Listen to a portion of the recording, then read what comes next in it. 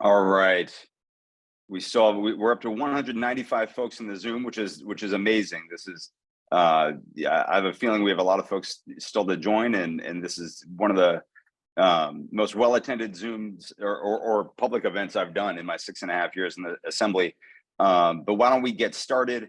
Hi, everyone. I'm Mark Berman, and I serve in the California State Assembly, proudly representing the 23rd Assembly District, covering residents from Pacifica all the way down to Saratoga and most of the communities in between. Thank you for taking time out of your Wednesday afternoon to join me for an important and timely conversation on the status of the insurance market in California. I have two goals for today. One is to hear from you about your experiences in the last few years with homeowners policy renewal challenges. And the second is to hear from our distinguished guests, many of whom you might see right now. We're still working behind the scenes on the Zoom to try to spotlight folks. But we'll be hearing from California Insurance Commissioner Ricardo Lara, Woodside Mayor Chris Shaw, Chief Daniel Berlant, Acting State Fire Marshal at CAL FIRE, Chief Denise Ania, Fire Marshal for the Woodside Fire Protection District, and James Lindsay, the City Manager of Saratoga. Disruptions in the insurance market are affecting the 23rd District, communities across California, and, as we're seeing more and more in the news, communities across the country. Examining it requires thoughtful, interdisciplinary work that intersects levels of government, policy areas, and communities. Over the next hour and a half, we will be taking a comprehensive look at the challenges facing California's insurance sector, some of the factors that influence it, how those dynamics impact residents on the ground, and we'll walk through some of the difficulties of identifying what, if anything, can be done to shift those dynamics. My hope is that everyone will leave with a better understanding of what factors insurance companies take into consideration when deciding whether or not to renew, expand, or cancel policies, what options homeowners have to address gaps in coverage or to improve their success at securing future policies, and what interdisciplinary considerations, trends, and potential scenarios are part of this Gordian knot that we might be able to untangle in the face of worsening climate change and other environmental challenges that we face. Throughout this town hall, I invite all of you to submit your stories, your concerns, your questions, and your ideas through the question and answer function in the Zoom platform. My team will be collecting what you share to add to the survey responses that we have already received. We will be following up after this event to share a compilation of these stories, questions, and what answers we're able to identify through further conversations with the Department of Insurance and others. And in addition, you can always also share your thoughts through the contact section of my website. We're going to post a link to my website in the chat right now. We're also going to post the contact information for my district office, and we're going to post a link to the insurance survey that we sent out in June. If you haven't had a chance to fill it out, I encourage you to do so. I also should have mentioned at the start, we are recording today's town hall. So I want to make sure everyone understands that we're recording today's town hall. We'll also be posting the town hall to my website once it's finished, so that folks who weren't able to join us live will still have the opportunity to see to watch the town hall. I do want to say up front, with over 600 RSVPs, there's no way that we'll be able to get to all of your questions during today's town hall, but we'll get to as many as we can, and we'll also do our best to follow up with answers afterwards as well. We have three sections to today's town hall. First, we will hear from a few pre-selected residents of my district who have recent experience dealing with homeowners policy challenges. And again, as a reminder, if you have a specific personal experience related to securing a homeowner's policy or renewal policy that you want to share, please do so through the Q&A function on the Zoom. I will then invite Insurance Commissioner Ricardo Lara to join me in a conversation about the California insurance marketplace climate and what role the Department of Insurance plays in trying to influence these conditions. And to close out the town hall, I'm very excited to welcome Mayor Chris Shaw from the town of Woodside, who will be moderating a panel of distinguished guests to discuss the intersection of insurance marketplace conditions with the practical reality of life in the district. Over the past several years, I've received correspondence and casework from constituents about homeowners insurance policy challenges. It was Mayor Shaw who earlier this year highlighted a growing concern among his constituents in Woodside on this issue. And I want to thank Mayor Shaw for lifting up those concerns and for collaborating with me and my team to inform the insurance survey that we sent out last month and to bring this event to life so that we can all learn more. And before we dive into the program, I want to invite Mayor Shaw to share a few opening remarks. Great. Thanks, Mark. I'm really excited that this event is taking place, and can't tell you how much all of us appreciate you pulling this together and loading up the guests and panelists. I think it's a pretty high-powered group of individuals that you've put together, including Commissioner Lara. And on that front, I'd like to acknowledge and appreciate the participation of State Commissioner Ricardo Lara. He's been exceptionally engaged on homeowner insurance in particular, and has spent a lot of time this year coming before the public across the entire state, whether it's as a host or being part of a statewide, regional, or a local conversation, just like the one we're having today. And that's a time-consuming and arduous task, to put that much time into being the public face of the insurance industry in California. And I have a huge amount of respect for him standing in front of what can be hostile audiences, although today I am sure in Assembly District 23 that's not the case. But nonetheless, his unwavering efforts on behalf of all of us are well worth our respect and admiration. So regarding today's conversation, I'm looking forward to hearing from the commissioner and our panelists, as well as the audience, and understanding that it is, as you said, a Gordian knot. It's insurance in California is an incredibly complicated issue, and particularly given the fact that we are the largest state in the United States with almost 40 million residents. We have a huge diversity in topography, geography, how our citizens live, whether it's in megacities or in towns measuring in single digits. But insurance affects all of us.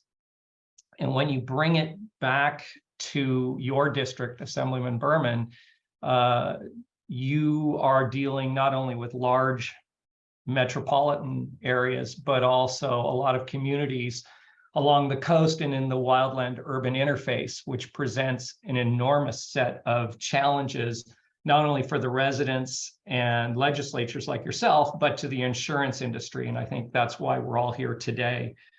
So as a way of kicking it off, and selfishly as the mayor of Woodside, I'm really interested in an open-ended conversation about coordination and communication and consultation, perhaps between the insurance commissioner and the Housing Community Development Agency, HCD, particularly as it relates to adding density into the WUI.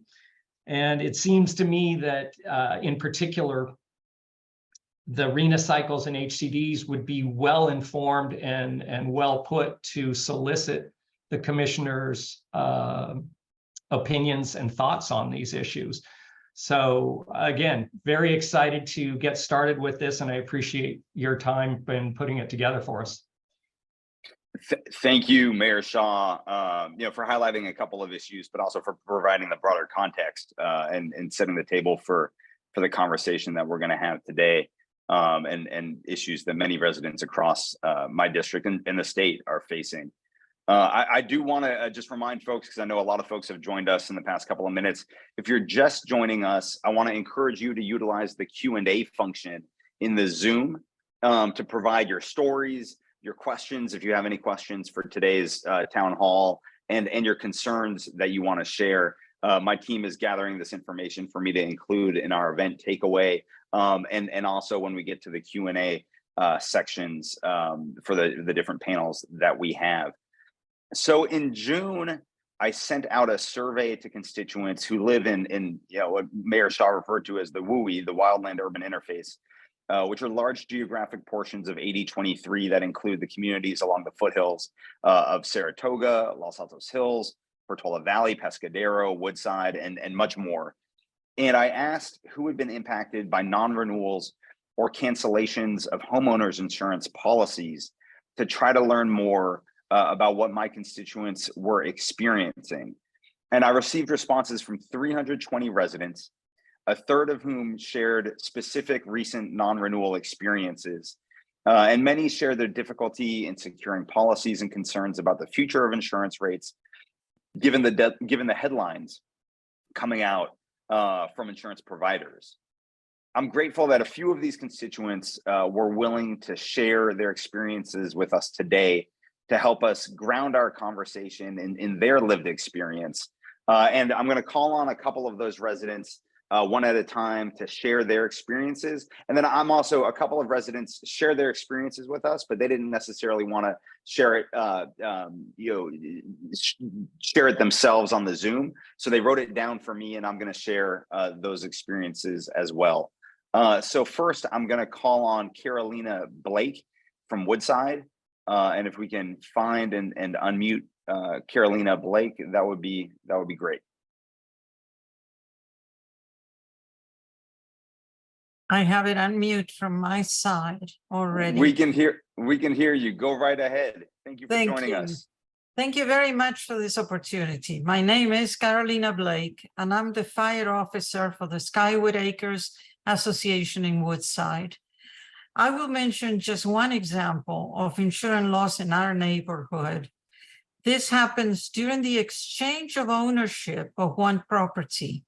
The seller started to renovate his house in 2015 and continue until the day he sold it in 2021. The house was completely redone to complete with the new codes. He paid particular attention to home hardening with respect to fire. The improvements included fire sprinklers, not just through the house, but also in all closets and the garage. He upgraded the water line and meter from the street to better handle sprinkler loads that Cal Water ensured was up to code. He used non-combustible Hardy-Backer cement board sidings and concrete for his decks and IP for the wood decks. The he used fire-rated spray foam for insulation. He had no attic vents that allowed ember penetration and a complete new metal roof. And there were other upgrades like windows and so on. In addition, for the defensible space and vegetation management, he changed the landscape to no mulch or grass against the house. He also removed trees too close to the house and followed all the recommendations by the fire district every year until he sold the house in 2021.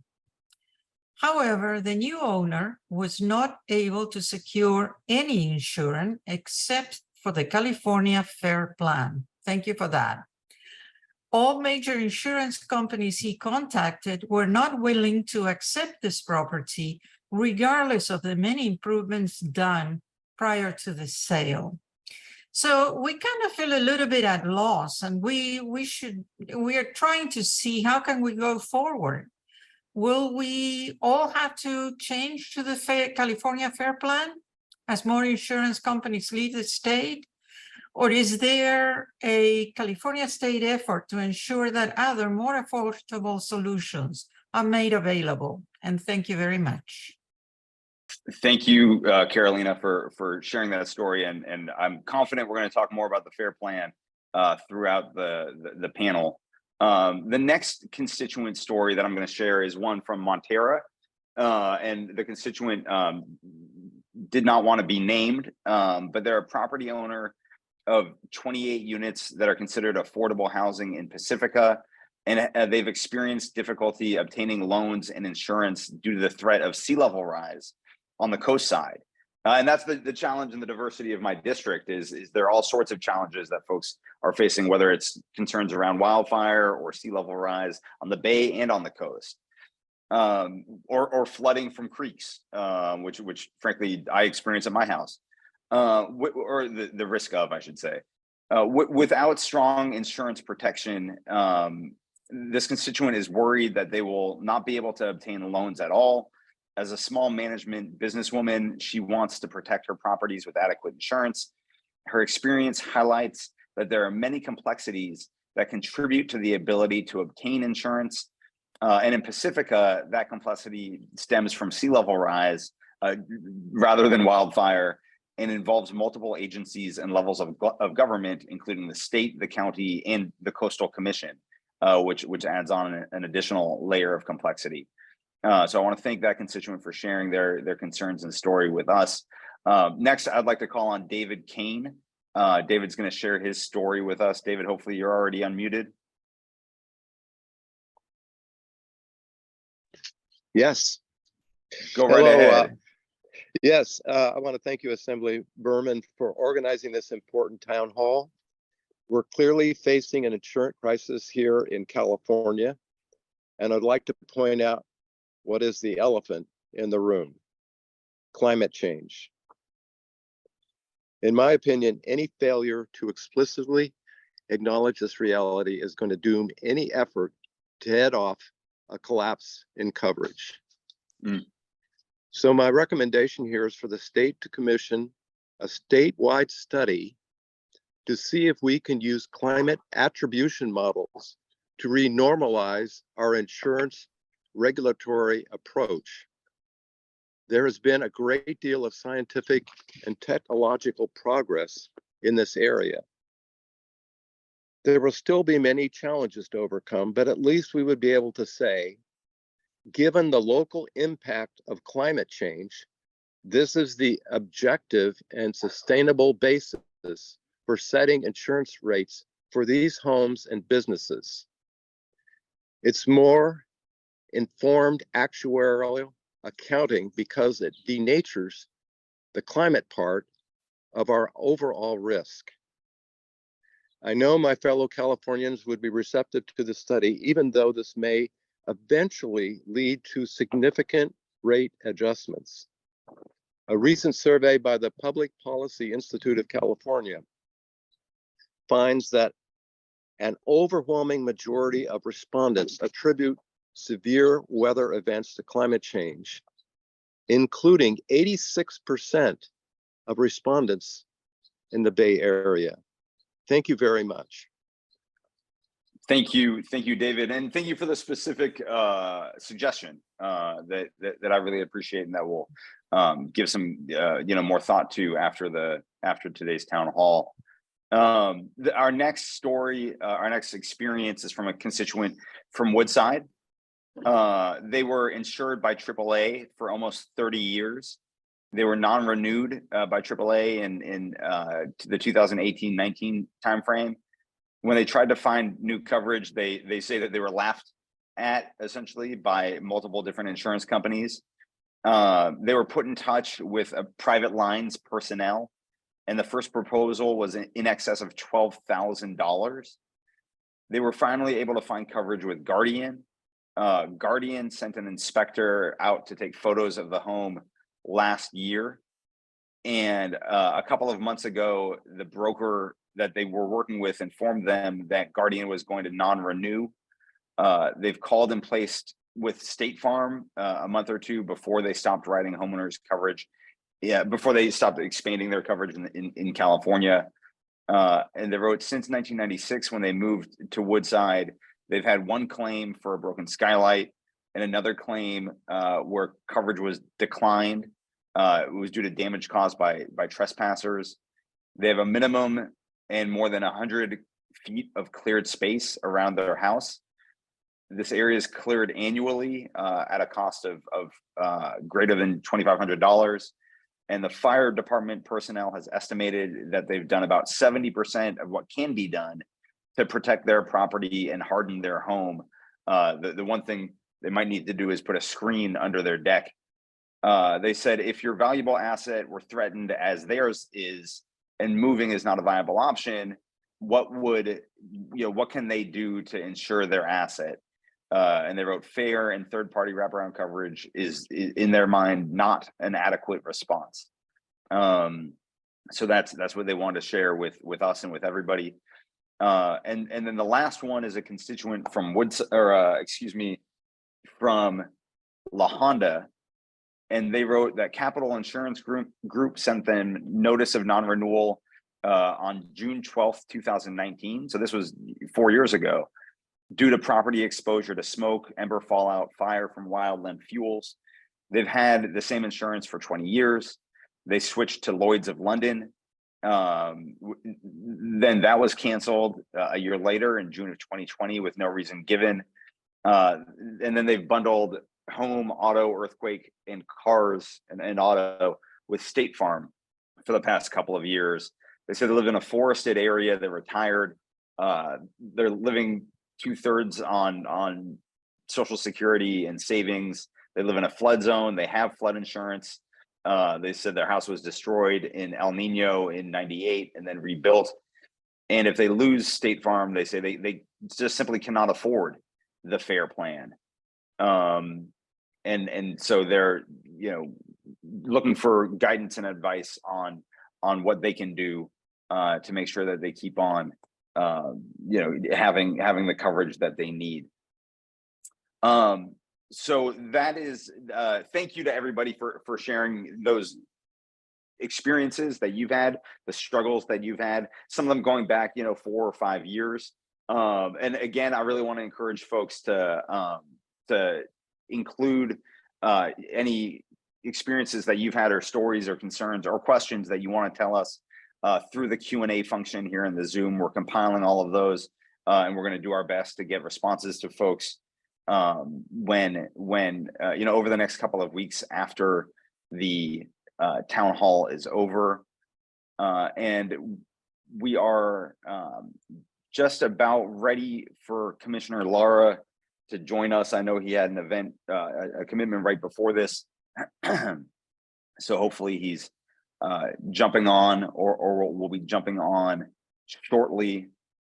And I just want to make sure that we've provided all the information for folks who haven't seen it. And actually, I might ask Elise, and I see the commissioner. Commissioner will be right with you in 1 second. Elise, could you repost the information that you posted in the chat for folks who might have joined us after 1:06 p.m. So that they have the information for our website and the link to the insurance survey. And we'll make sure that folks have that information. Now, I would like to welcome California Insurance Commissioner Ricardo Lara, who has one of the most important and, as Mayor Shaw mentioned earlier, one of the most difficult jobs in California. Commissioner Lara oversees the work of the nation's largest state consumer protection agency. Since taking office in January 2019, he has acted to protect California consumers and small businesses, getting billions in auto insurance premium refunds for drivers, protecting coverage for wildfire survivors and homeowners, tackling the root causes of climate change, like Mr. Kane mentioned earlier, intensified natural disasters, and expanding access for healthcare for all, while preserving a competitive insurance marketplace. He's given consumers a seat at the table, having led the department to host more than 1,000 meetings, town halls, and forums throughout California since taking office, making the most of their input to change policies and practices to better protect people across the state. Commissioner Lara previously served in both houses of the California State Legislature, representing constituents in the southeast cities of Los Angeles County for 8 years. So, Commissioner Lara, in response to a survey that I sent out to my constituents who live in the WUI last month, we received some diverging opinions on how to address the issue, the tension between those who think there's more that the insurance department can and should do, and those who are concerned that the insurance marketplace is wrestling with insolvency in California, and who are worried and want to make sure that we don't push insurance carriers away, like we're seeing in some other states like Florida. I've also seen, frankly, consumer advocates that are of a different mind on this issue. They're pretty split on what the approach should be. Can you talk a little bit about this and whether or not our challenges in California are unique? Absolutely. Good to see you, Assemblymember. And, as my mom often used to tell me, may you live in interesting times. And now I'm kind of regretting her ever telling me that, because we've really reached an apex of all these different issues that are affecting us not only as Californians, but globally, as we look at inflation, we look at supply chain issues, we look at climate change. And, I was telling my staff the other day, like, who thought we were going to be Nostradaming what was happening around extreme heat, floods, and so forth. And it's all happening in California. But I'm glad you had this survey, because this gives us an opportunity to kind of clear the air and kind of talk about what my approach is to this conundrum we're in, where we are trying to have availability of insurance and affordability, and trying to implement as quickly the millions of dollars that, thank you to your leadership, were approved to start working, to start getting us and Californians to recognize that we have to learn how to live with fire. And we need to learn how to be much more proactive, and we need to be much more sensible about the fact that our native communities have been living with fire for millennia. And then we've kind of just stopped caring for our WUI and for our forest, as Chief Berman and I have been on numerous of these. And so it's really forced us to do things very different. So I just want to thank you for hosting this important town hall. And really, forums like this are critical way, as I was saying, to share information and talk about what we're working on. And one of my top priorities is really helping people prepare for disasters before they happen. And then how do we incentivize insurance to utilize to incentivize good behavior for our residents, so that we can save lives, reduce losses, recover more quickly, and continue to have a strong insurance market. And so direct feedback that we get from these town halls really help us take executive action and our work. So I just want to say that, and we'll get more into detail, but we still have over 115 companies overall writing insurance, and which has been consistent over the last 4 years. Insurance companies pausing business or not expanding is something that happens normal.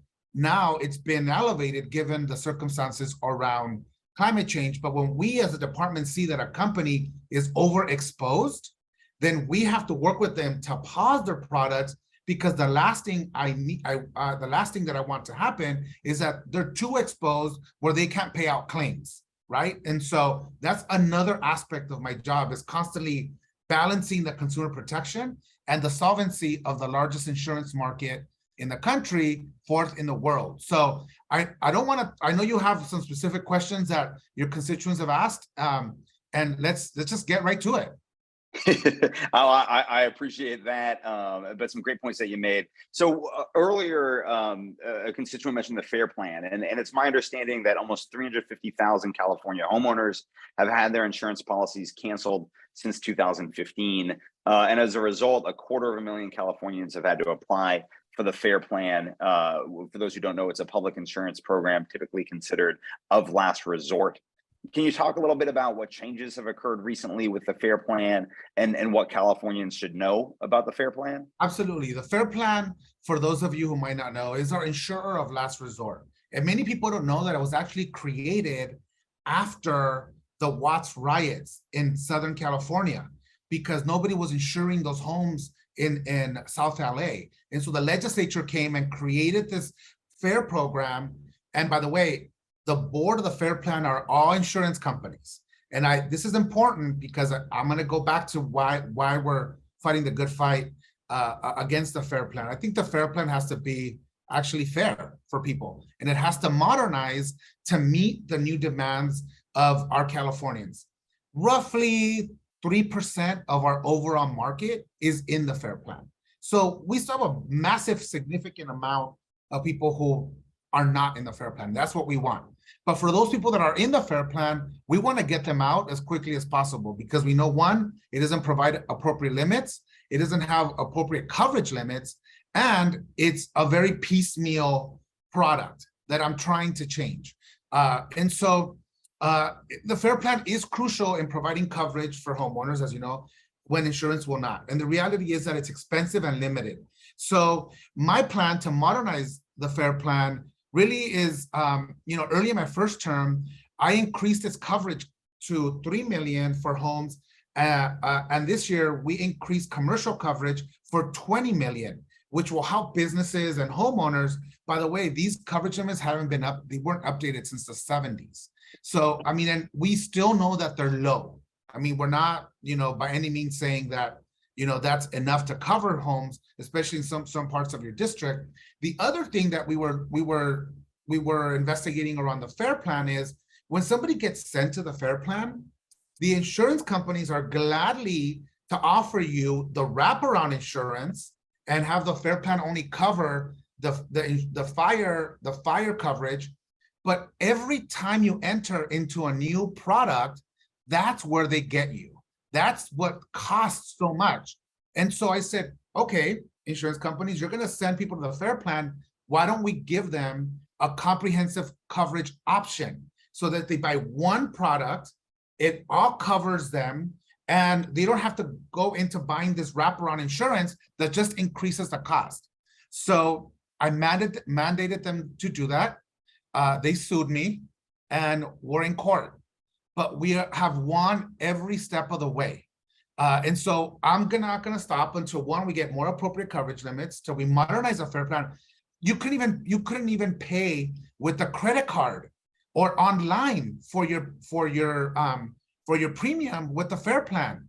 It's like, are you kidding me? You're sending people here and you're not giving them options to use technology to be able to pay for the coverage. So we keep winning in courts. Our plan is to make sure that the FAIR Plan is actually fair and that it's modernized and that it has appropriate coverage limits and that you have an option of a comprehensive policy. Now, insurance companies say, well, we don't want the FAIR Plan to compete with the admitted market. Well, then don't send people to the FAIR Plan. Why do the consumers have to pay for that decision? And so, all I will say too is, we urge consumers to stay informed, and our department provides consumers with resources and guidance to assist homeowners and businesses navigating this insurance landscape. Obviously, these town halls help, but you can visit our website or our consumer hotline, which we'll put on the chat feature. But I hear you. We have to really work to modernize this FAIR Plan, and we also have some other ideas that we're going to be working on shortly. So thank you for that. Good. Well, no, thank you for the work that you're doing. And we had a story from a constituent earlier who mentioned that, they can't afford the FAIR Plan and they're worried that they're going to lose their insurance. They're mainly on Social Security, and savings is pretty much what they're living off of. And they're worried that if they lose the current insurance they have, the FAIR Plan isn't enough and they can't afford it. Right. And if you could just then make sure we get their contact, send it to our department so that we can follow up with them. We would love to chat with them and figure out how we can help them to make sure that doesn't happen. Perfect. I appreciate that. So there's some confusion around the insurance market at large, but also around rate increases. What can insurance companies do and what can't they do regarding rates, and what role do you play in that? Absolutely. If you could just help inform folks.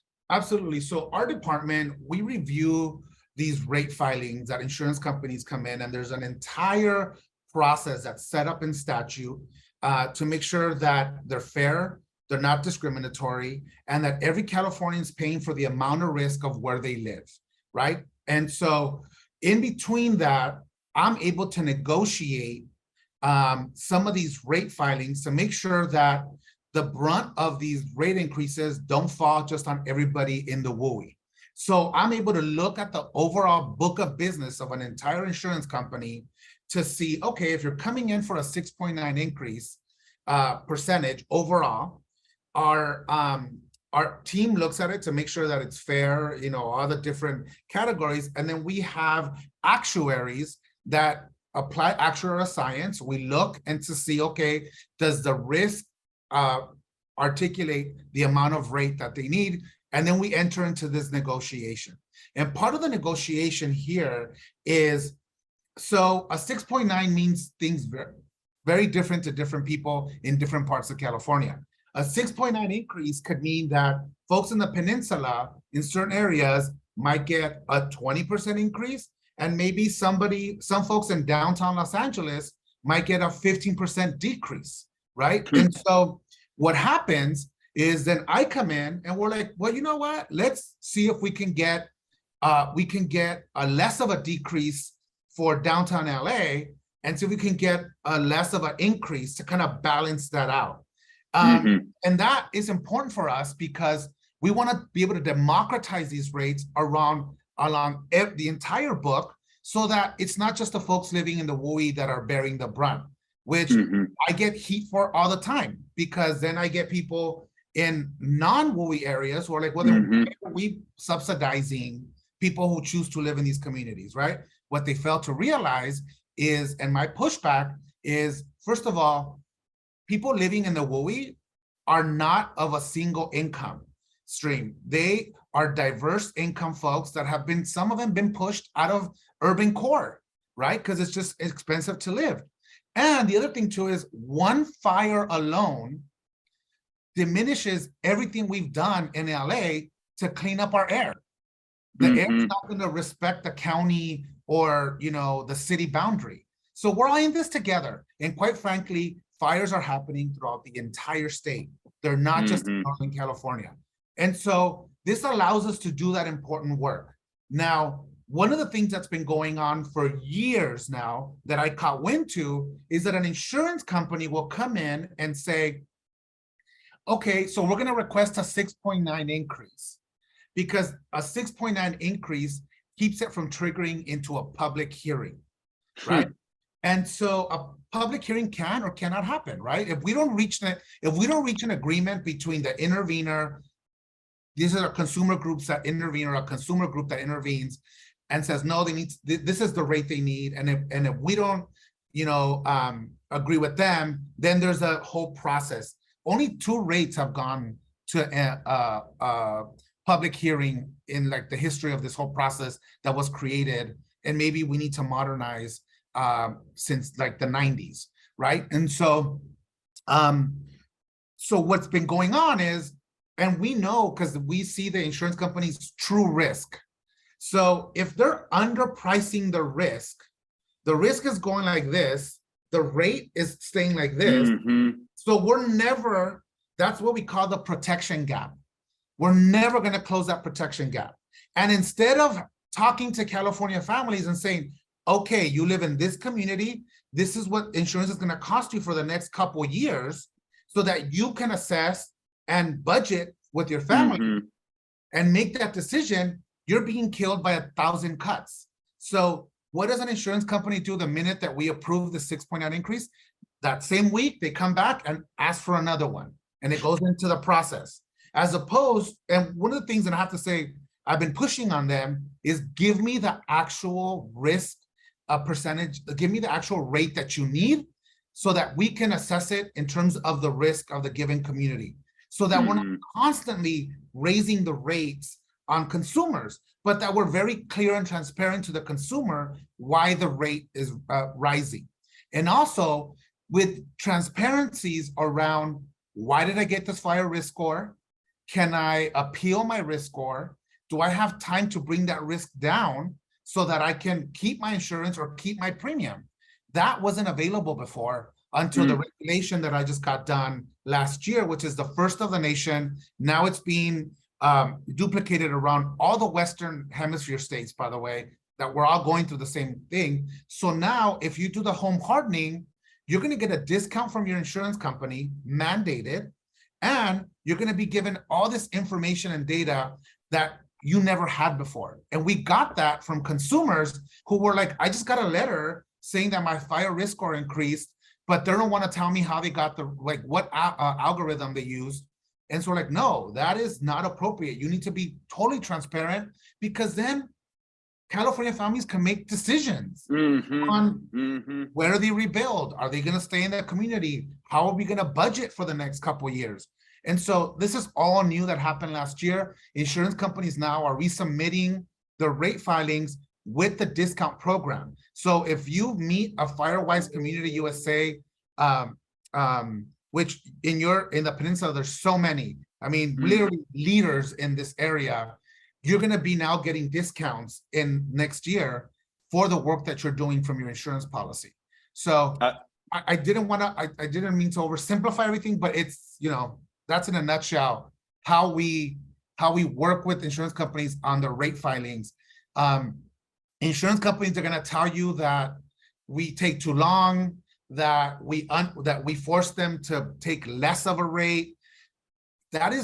We are the insurance experts. Our actuaries are working on this data. And so we fight for what we feel is a fair rate for consumers. I'll end with this, Mark, because I know you want to get to other questions.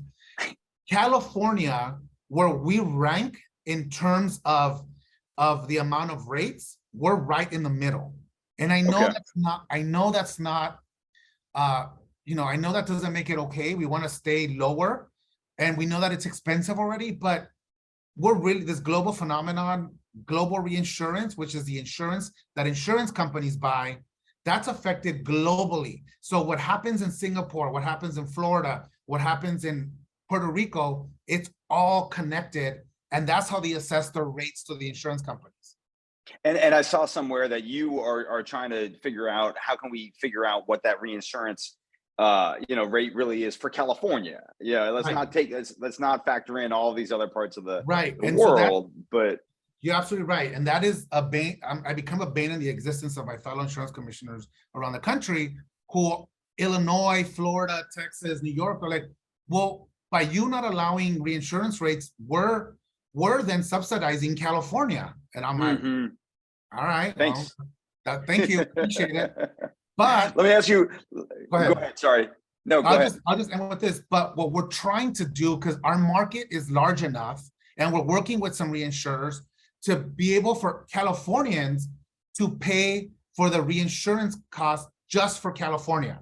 And our market is large enough so that, again, we democratize the rates for everybody. That's what we're working on.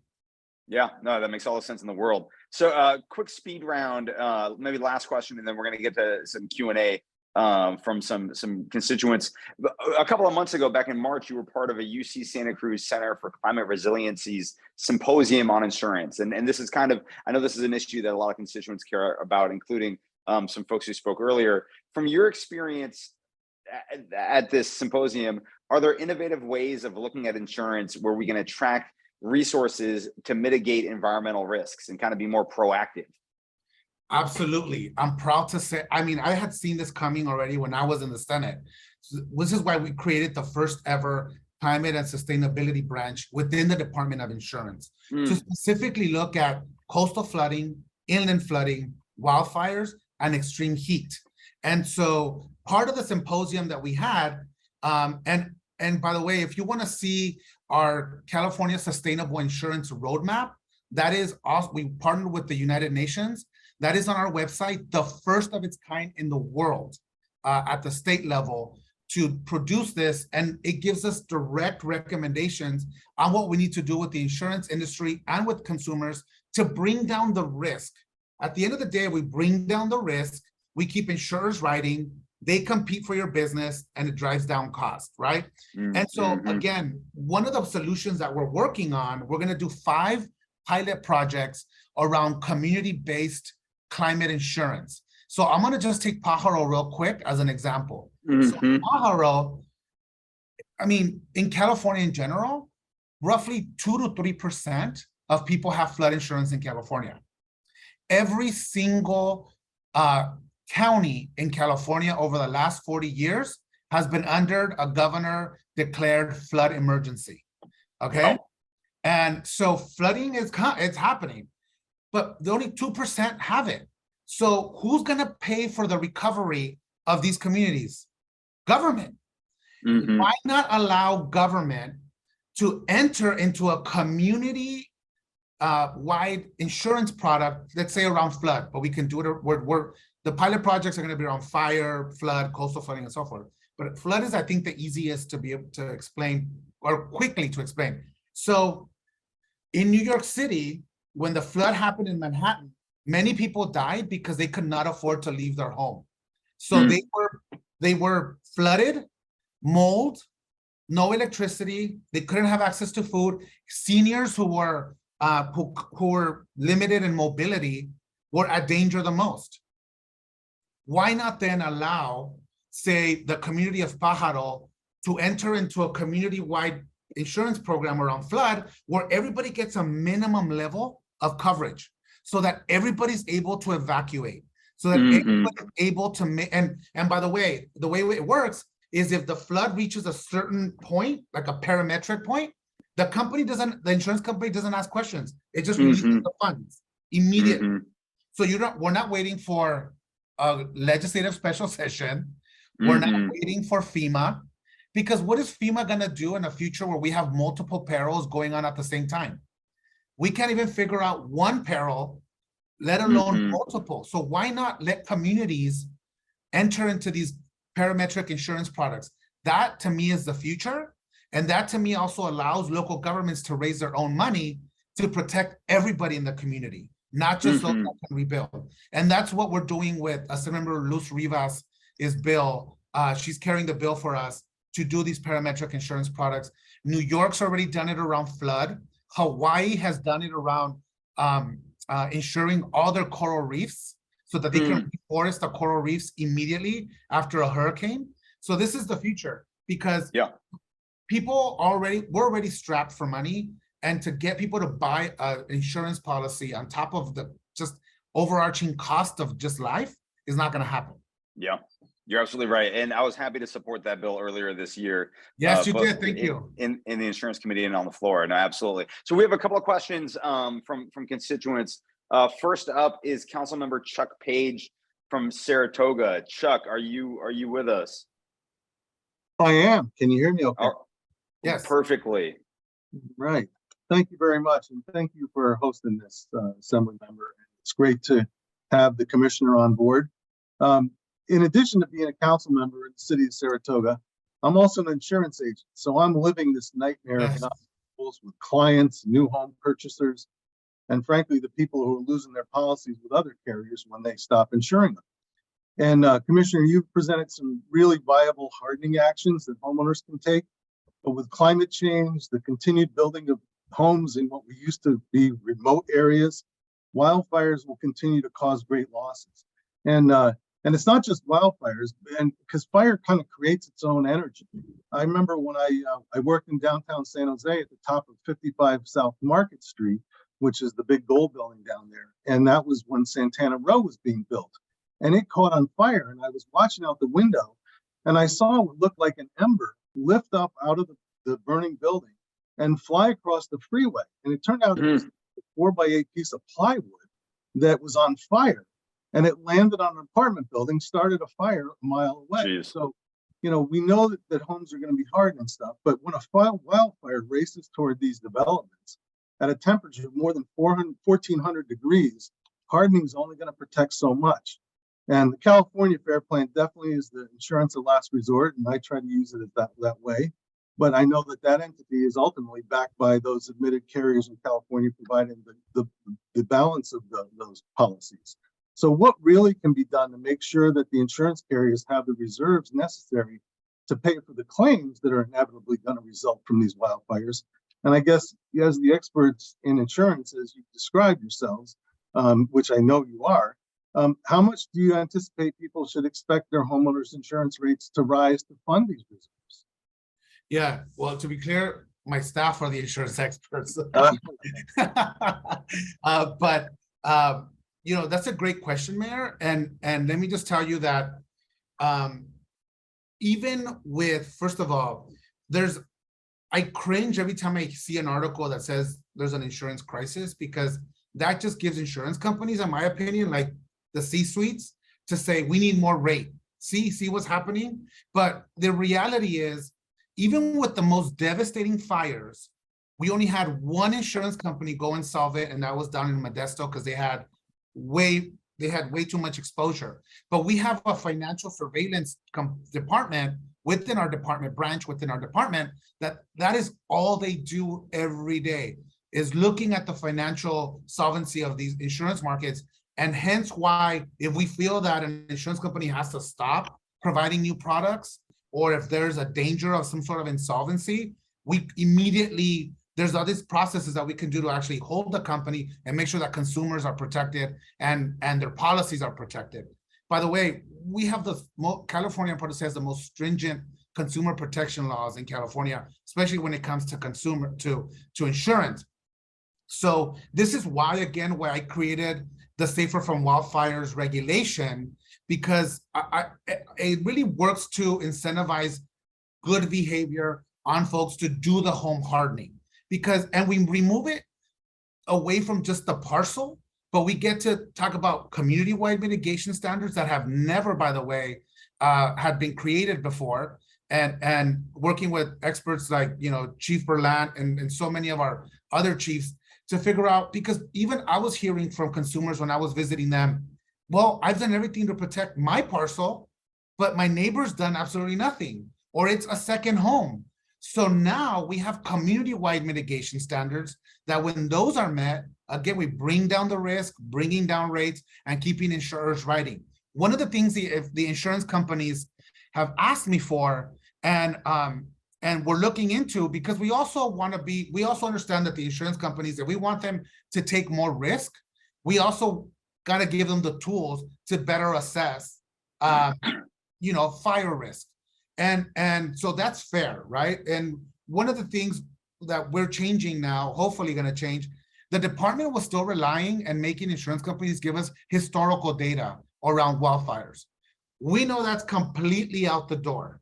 And so how do we modernize risk models that insurance companies use to incorporate not only fire prevention and planning by our cities and counties, that is essential, but also how do we allow them to do predictive modeling for the future and what that would look like in a limited scope, though, because I don't want them to use these new models to further discriminate who gets insurance and who doesn't, right? And so again, it's a balancing act. And the way we see it is we want to be able to verify those models at the Department of Insurance. And we understand that, they need the modern tools. We want to give them to them, but like the old adage, trust but verify. That's exactly what I was going to say. That's exactly, and appreciate you being open to new ways of doing things, but also, really making sure that there's oversight and accountability on how they do things. So we're going to go from Councilmember Page at the very bottom of the district in Saratoga to Mayor Tiger Big Stick at the very northern part of my district in Pacifica.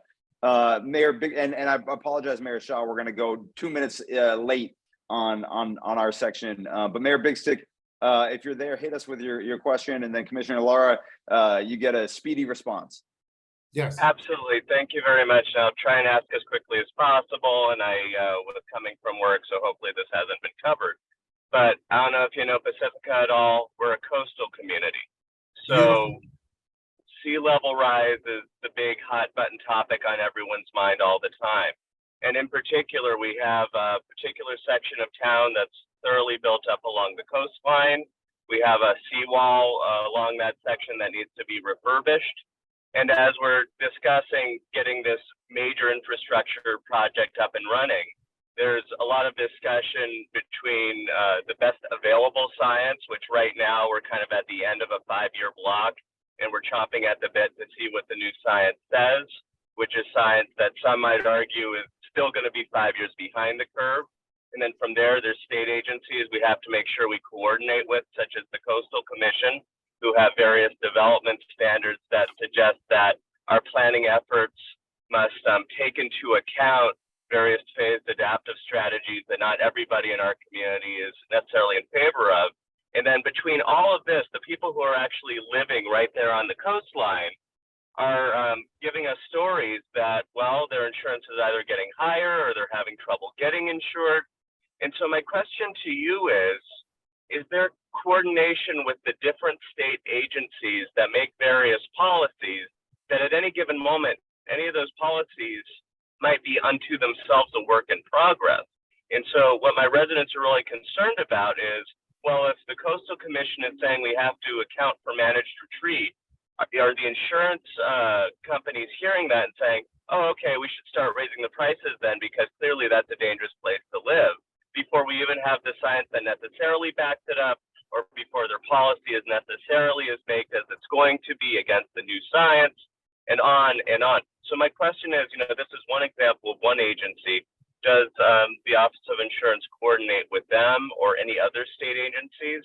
And absolutely. Past that, what kind of approaches are being taken to help my residents who are aghast with their conundrum vis-a-vis sea level rise. Thank you, Mayor. I'll be quick because sea level rise is what keeps me awake at night. You and me both. Yeah. So I'll be quick. So yes, when we created the Safer from Wildfires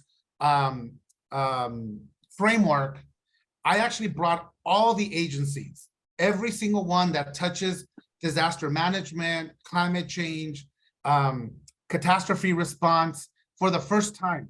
And I'm sure Senator Berman can appreciate this. We got these regulations done in a year with all the agencies working together, CAL FIRE, fire, and all this is done through like science and research. And we know it, the research is changing, but we are, and by the way, and the insurance trade groups were engaged as well. So they know that what our approach is to bring down that risk. So the short answer is yes. 2, around sea level rise, we're going to be doing a pilot project down, which is, it's the same issues that are happening in Pacifica, down in Imperial Beach in San Diego, where what about if we would allow the city of Pacifica to enter into a flood insurance program that is purchased by the city that does 2 things. One, like I said, gives a level of protection for everybody in Pacifica. It's going to behoove the insurance companies who want to hold on to that premium to help the city actually pay for the mitigation part. So now you have insurance companies just not just waiting for the disaster to happen and be the response, but they're going to actually now work on the mitigation piece. And then why not prioritize nature-based solutions so that we're not having to do these like gray infrastructure that's much more costly and much more sightly for residents. And so this has been going on in New Zealand, Australia, all the Pacific Islands. Mayor, would love to chat with you more about the work that we're doing, because I think you would be really impressed by what's happening around the world around sea level rise and insurance, and how insurance can actually help pay for a lot of this work that needs to happen and provide a level of insurance for all your residents. I really appreciate that. Thank you. Thank you, Mayor Big Stick. Thank you. Hey, Commissioner, thank you for joining us. Really appreciate you taking the time out of your busy schedule, and look forward to seeing you back in Sacramento. And my team is going to post, you alluded to some resources and some important information that my team is going to post in the chat, and want to give you a chance to close if you want. Thank you. No, thank you, Senator. It's great to see you. And I tripled our outreach team to really reflect, say, one of our district offices. I remember back in the day, I have people assigned to every part of California. So please reach out to us. We'll go to homeowners associations. We'll go to city council meetings, county meetings. If you just want to get a group of neighbors to talk about these issues and what resources exist, we will make ourselves available to you. So thank you again, and really appreciate your time. And we're going to get through this. It's going to take a while, but again, just demonstrates how we are much more connected globally now more than ever. And so thank you again, and I appreciate your time. Appreciate you, Commissioner. Thanks so much. So for the last portion of our program today, I'd like to welcome back Woodside Mayor Chris Shaw to moderate a panel discussion to weave what we just heard from the commissioner with conditions really on the ground, which we also heard a little bit about from council members and mayors in the district, but conditions on the ground in local communities and the intersection with planning and wildfire. So Mayor Shaw, I'm going to turn it over to you. All right, thanks, Mark, and thanks to Commissioner Lara. That was really informative and much appreciated.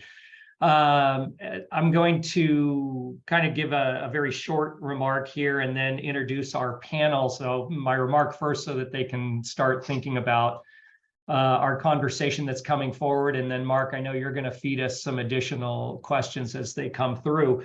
But I think one of the things that we see a lot of are unintended consequences. And this came up in your discussion with Commissioner Lara in terms of communication and coordination. And I think first and foremost, for residents that are living in zip codes that are considered high fire severity zones, or the WUI. And then for those of you who joined us late, government's full of acronyms, and WUI is WUI, which is Wildland Urban Interface. And that can be anything from, the parklands surrounding Santa Rosa, or open space that was burned, 3 years ago now at the CZU Lightning Fire Complex. But it's those areas where it's really difficult to move people out of in an evacuation, or fire equipment into to fight a fire.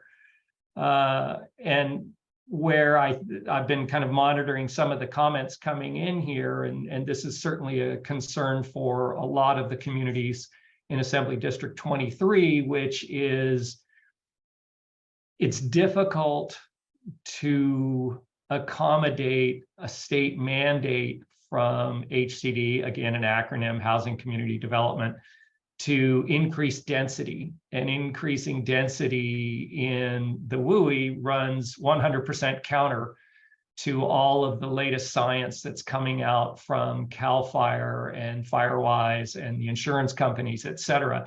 So I'll let you mull on that while I introduce some really important guests on our panel discussion. And first being Chief Daniel Berman, who's the acting state fire marshal for CAL FIRE. And I'm going to go quickly because I want to get to the questions. But essentially, Chief Berman's been with CAL FIRE since 2001 and has steadily moved up to the ranks to the point where he's serving as CAL FIRE's main spokesperson. He was promoted to the Chief of Public Information, overseeing the Sacramento region and Staff Communications Office. He was then promoted on to the Assistant Deputy Director at the Office of State Fire Marshal over the Wildfire Planning and Engineering and Fire Engineering and Investigations divisions. And in addition to his role as the Acting State Fire Marshal, he's currently the Deputy Director of Community Wildfire Preparedness and Mitigation, which created the Community Wildfire Preparedness and Mitigation Division within the Office of State Fire Marshal.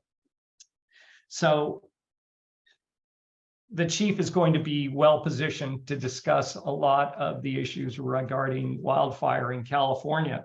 We're also joined today by Denise Ania, who's a fire marshal with the Woodside Fire Protection District and on the San Mateo Fire Safe Council Executive Board.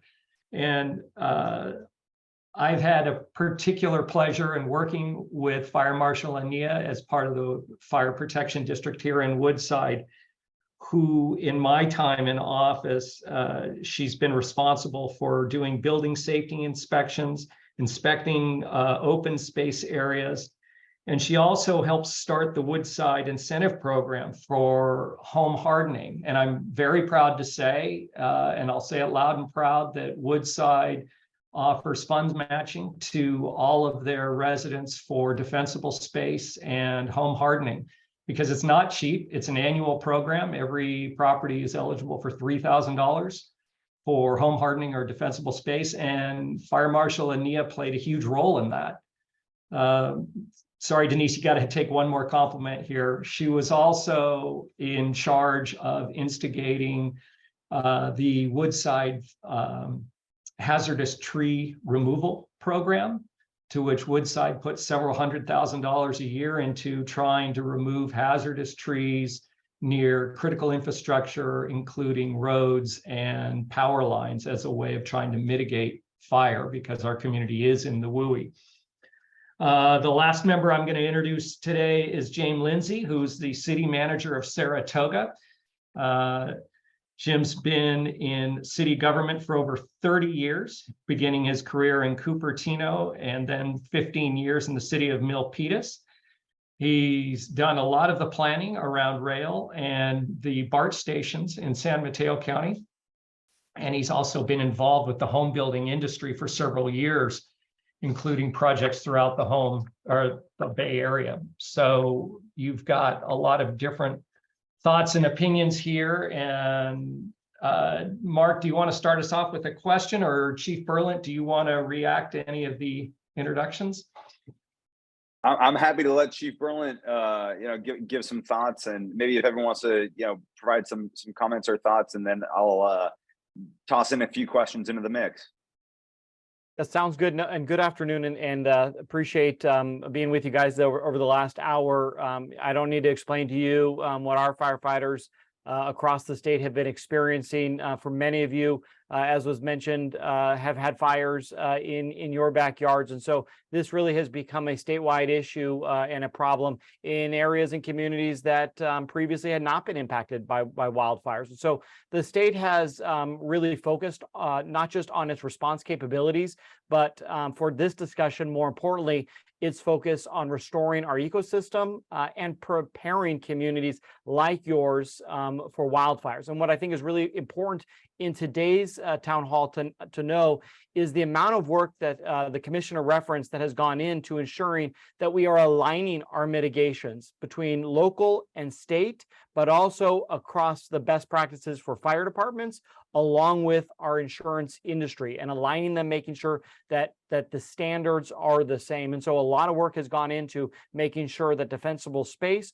home hardening that Mayor Shaw, you have referenced, and that important work of really making sure we're retrofitting our homes to today's standard. And then the community-wide mitigations, that this combination are aligned mitigations to the insurance industry, but more importantly, are based on science and research that we have found, and in the recent wildfires, unfortunately, data has shown that that doing these things and taking these steps really do matter. So that's very basic. I know it was already dropped in a link to one of our really important websites, readyforwildfire.org.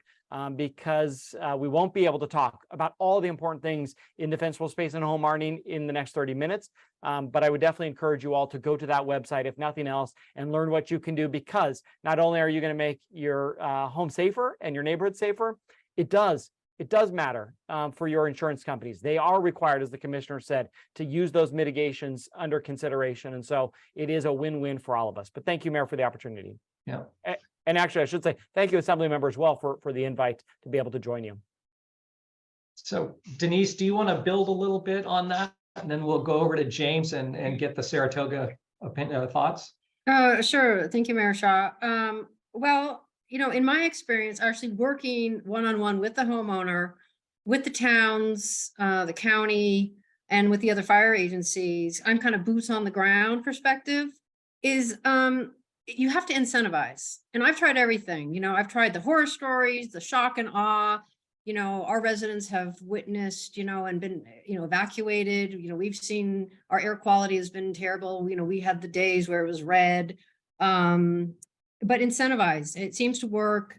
I think the town of Woodside is proof that it does work.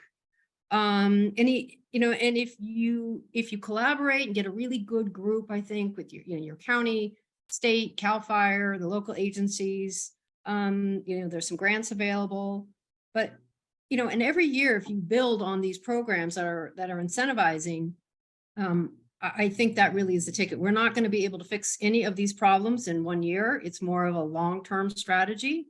We definitely need help from the legislators and also from the California Insurance Commission, which I think this year the new mandates are going to really help homeowners. But insurance is very tricky. It's a kind of a game of Russian roulette. It's subjective, and you never know, oh, is this the year I'm going to get that letter?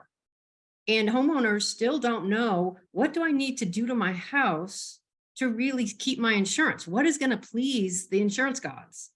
And I think there's a little bit still of a disconnect. And I'd like to see, again, as a fire marshal, as executive director of Fire Safe, I think we need overall much more stricter building codes for our WUI. So you can't have a building code that's apples and oranges in terms of what happens in a very urbanized area, say, downtown Saratoga or downtown Redwood City, versus what happens in the hillsides of the WUI. I mean, some of these hillsides, you have one lane roads, you have very low fire flows. It's not the same firefight at all. So I think we got to really, and sometimes it's not pleasant. It's a lot of work for the cities and the states and the counties to really dig in and say, you know what, no more wood chip roofs. Sorry, wood industry lobbyists, you're losing out on this one. But we got to get tougher because we still are in a building boom. We still have a lot of houses to build, and let's build them already hardened and ignition resistant. And then the insurance companies are going to have a really hard time saying no. That makes a lot of sense. Sorry, James, let's get some input from Saratoga, and then Mark will grab some questions. Certainly. First, thank you, Assemblymember, for bringing us together. I definitely have learned a lot within this past hour. We spent a lot of time in this space, but this hour has been very, very beneficial. And Mayor Shaw, I wanted to build upon something that was very important to how in your opening remarks, and that is, as we talk risk reduction, we talk future risk reduction. Many of our communities have these high and very high fire hazard zones. We all appealed that through the RENA process, that process that requires all of the cities to plan for future housing. We could not get the regional planning agency to acknowledge the constraints on what is defined as land suitable for urban development. State law allows flood zones to be exempt from that process, but there is no acknowledgement currently under the law for areas that are designated for high fire risk. So I think I would urge the legislature to be able to consider what I would think is a simple fix and treat flood zones the same as we do our fire areas. The same science goes into that. When I look at the effort that CAL FIRE has done in updating all of those maps, let's continue to advance that so that we can then reduce the future risk as we are all struggling to find those opportunities to build new homes. So that would just be my contribution there for this part. Great. Mark, what do you got for us? A couple of questions, and appreciate that last point from the city manager. I believe there have been some conversations about that amongst colleagues, and I'll go back to talk to those specific colleagues to see what the status of those conversations is. So we have a question from David Madrid of Woodside, who asks, and it's a multi-part question, so we're going to start with the first part. One way to deal with the fire insurance crisis is to try to force insurers via regulation and or encourage them via incentives, as I believe Chief Ania alluded to write fair coverage for a fair price. Actually, I think Chief Ania was talking about incentives for homeowners, but I digress. But if that's not, so one way to deal with the fire insurance crisis is to try to force insurers via regulation and or encourage them via incentives to write fair coverage for a fair price. But if that's not immediately achievable, and we know the world is going to continue to get hotter, shouldn't we also be thinking in terms of reducing fire risk in the first place? Yeah, well, so again, I think both Chief Berman and Chief Ania have hit right on it. I think one of the complications that I see throughout your district is because of the size and the topography and the geography. You have so many different jurisdictions and so many agencies that are responsible for different parts of it. For example, Woodside, Portola Valley, Saratoga, Los Altos, you've got, those are individual communities, but they butt up against county land. They open up against open spaces like Peninsula Open Space Trust or Mid-Peninsula. And layered on top of that, they each have their own responsibilities for fire mitigation, defensible space, hazardous tree removals, whatever they are. And there isn't a single entity that drives that conversation. And then on top of that, you've got CAL FIRE, U.S. Department of Forestry, Woodside Fire Protection District. I don't know Saratoga's fire status, but they've got their own agencies down there. So it's oftentimes when you're trying to tackle a specific area, I think that you've got so many different entities and agencies to deal with, it becomes really complicated. And, I don't know if Chief Berlant or Denise, you want to take a swipe at that one. And then, James would love to hear a little bit more about Saratoga as it relates to fire prevention. Well, I can just talk about, the Woodside Fire Protection District, which is 32 acres. And it's the definition of the WUI. I mean, there is no doubt about it. But you know, it's 50 years of zero or limited fuel reduction. And so we really just begun understanding the science and saying we have to reduce. And you know, there's only so many hours in the day and only so much money to do it. And so we've started and we're very aggressive, but it's going to take a long time and a lot of commitment from, you know, the local government, the county, CAL FIRE, and the residents. Climate change isn't helping. It's inducing, you know, an unhealthy forest, you know, full of disease. And when we go in there and do fuel reduction, I mean, we bring foresters in from CAL FIRE and it's just a cornucopia of disease and unhealthy issues. And so we're trying to address that. And then, you know, we've been building houses that instead, you know, of being ignition resistant, they're actually built to burn. So, you know, we have a lot of blame here where, you know, I talk to residents and everybody's mad at PG&E all the time about cutting their trees and they look terrible. And I said, well, do you think PG&E went around, planted all these trees under their power lines? You know, it was the residents who did this. And PG&E is now tasked with trying to figure this out. And I think Mayor Shaw talked about, we are focusing, we call them target hazard trees, you know, trees that potentially create a target hazard. I mean, preventing the ignition in the first place is part of the game. At least it's what I do. I want to just prevent it in the first place. So those types of things, you know, are what communities need to do as a whole, you know, and it's hard to pull everybody together. Yeah. You know, I'll just add, it is a complex problem, right? I think that's been really conveyed this afternoon.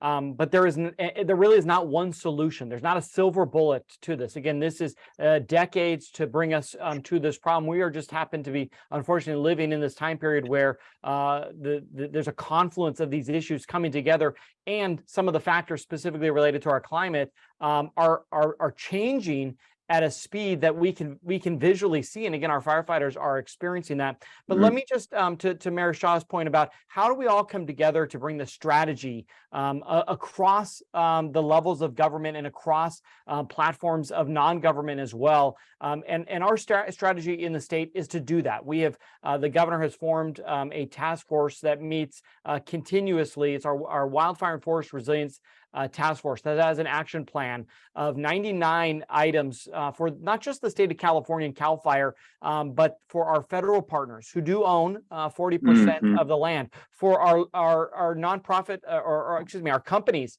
like Pacific Gas and Electric, our timber companies, our parks and recreation, but also for our residents.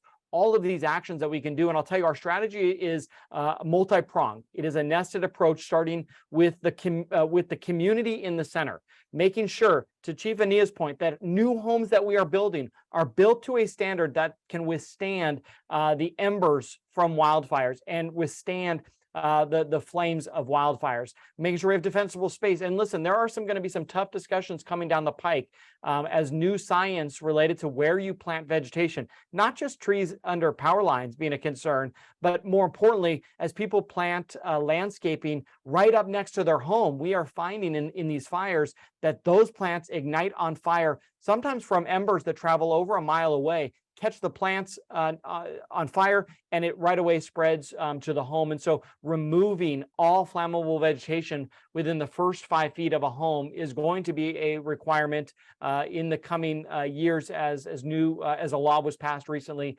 to amend that. But as we focus on homes and as we focus on defensible space, we also are looking a bit out. We look at the wildland urban interface area that keeps getting talked about, making sure we're building fuel breaks, that we are doing fuel reduction, that we're bringing good fire onto the landscape, prescribed fire.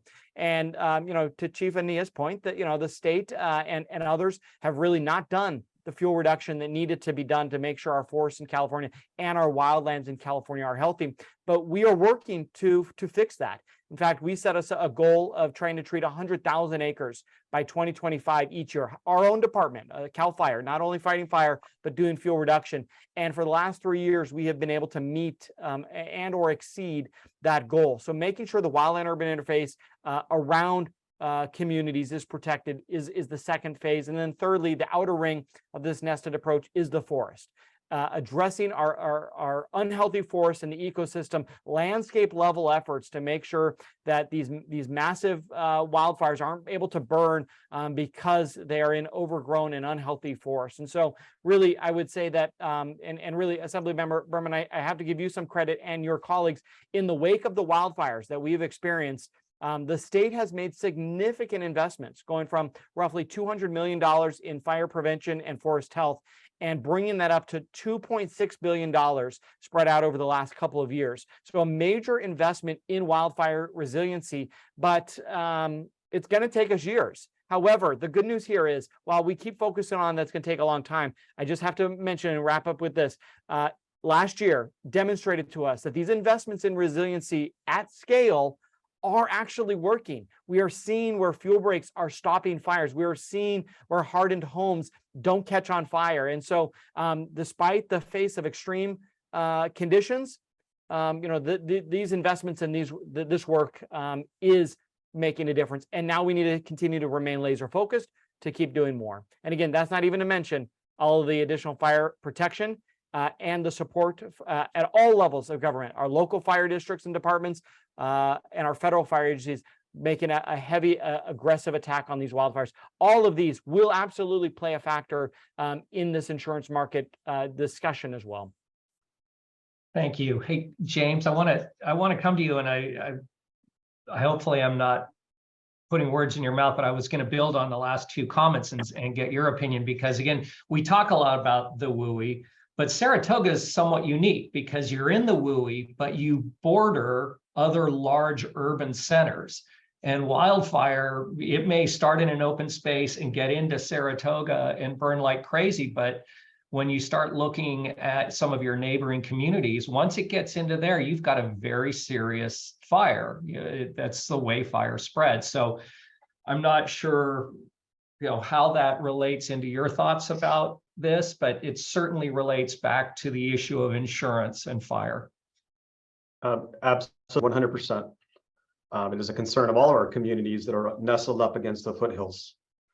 Is with those, and you're right, Saratoga is in that maybe somewhat of a unique position of having the east and the west sides be more urban versus more rural. About 50% of our community is in the wildland, and the other side is not. And to build off on what the chiefs have just said, here is a fantastic example of this regional approach and the funding from the legislature.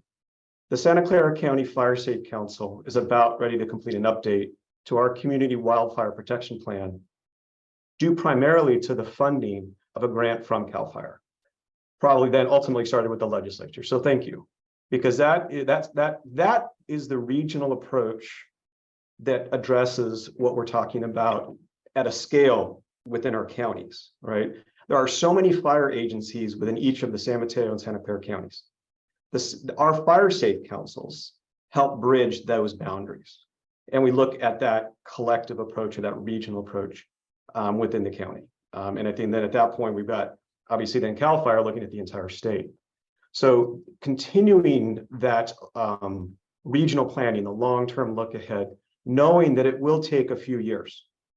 But it's that collective approach so that we do have a unified look, we have a unified response and a mitigation program, evacuation routes, so that because fire knows no boundaries, that's where these larger efforts, I think, are a real value. And thank you for that funding. Yep. So Mark, I know we're pushing up against it, so maybe I can throw a question to you to bring us home. And it's, again, open-ended and not meant to put anybody on the spot. But I'm wondering, after listening to the entire conversation with the insurance commissioner and then our panel today and the questions that have been coming in, if there isn't an opportunity to involve multiple agencies, but more importantly, the insurance commissioner's office and the insurance industry as a whole, to look at ways of mitigating the risk of fire as a way of protecting those companies that are writing it still in California, or looking at rates. I think it's a little bit of a fool's errand to assume that rates are going to come down if we mitigate fire, but at least if we can hold them steady or increase access to coverage, I think that's a win. So, you know, I think particularly given your experience and your leadership on this, that, you know, I, for one, would be thrilled to work with you under your leadership to explore some of the possibilities of involving agencies and industries, i.e. the insurance companies, in getting some meaningful traction on fire mitigation. Yeah, no, I couldn't agree with you more, and I appreciate your interest and willingness to be even more involved in it, because you know, that, as multiple people have mentioned, it's taken decades to get to the point that we're at, and it's going to take us decades to get out of the crisis that we're in. But you know, the best time to start is right now. And we need to really, you know, when I was first running for the state assembly in 2016, I don't recall us talking about wildfire hardly at all. We were talking a lot about drought, and maybe sea level rise, but not wildfire. And then every year, you know, for the past 6 years, I think last year was not as bad, but 2017, 18, 19, 20 were awful.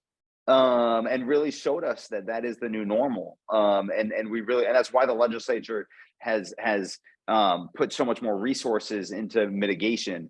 And we forced, frankly, some changes.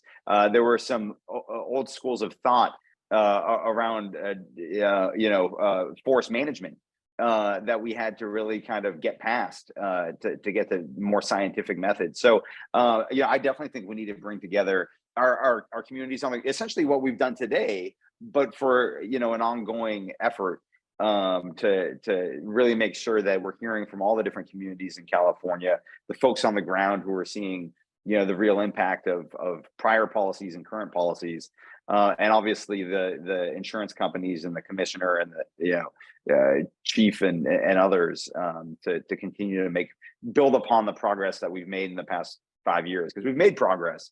But a lot more needs to be done. And I appreciate, you know, some of the kind of tough love that some folks were providing in their comments about difficult decisions that are going to have to be made that might not be popular, but that are really necessary to make a difference. Well, thank you. I'm gonna wrap us up because I know we're almost at time. So that wraps up our time here today. Like I mentioned earlier, my staff will compile the questions, concerns, and ideas that everyone sent in today. And we've got, I think, over 100 comments that we've received from, at the highest point, we had 350 participants on the Zoom. And we'll make sure to get answers to as many of those questions as we can. And I want to thank all of our panelists for being here today. Chief Berman for your statewide purview on wildfire risk mitigation planning, Chief Ania for your deep local knowledge of fire prevention efforts here in the 23rd Assembly District, City Manager Lindsay for your insight into the complexities of helping communities plan and operate. Everyone on this panel has unique and specific knowledge that can help us all understand the nuances of this insurance not in front of us and what considerations impact what we experienced in our daily lives. I know Commissioner Lara had to jump, but I appreciate him for his conversation earlier in this program, and a sincere appreciation to Woodside Mayor Chris Shaw for sharing your observations from your community and for working with me and my team to open up this dialogue across the district to consider the insurance landscape and its impacts. And like you said, there are more conversations to be had. And a special and deep thank you goes out to all 350 plus constituents who participated by being here today, for sharing your stories, your questions, your ideas, and concerns about the issues of homeowners insurance. I know, trust me, there were questions I wanted to ask because I want to know what the answers are, and we ran out of time, but we're going to go find those answers and we'll make sure to share those with everybody. And if you haven't already, please feel free to respond to my insurance survey. We posted that link a couple of times in the chat. There are some common threads that we'll continue to work on, you know, as we move forward. But I just really want to thank everybody for being here today, and I hope you have a good rest of your Wednesday. Thanks.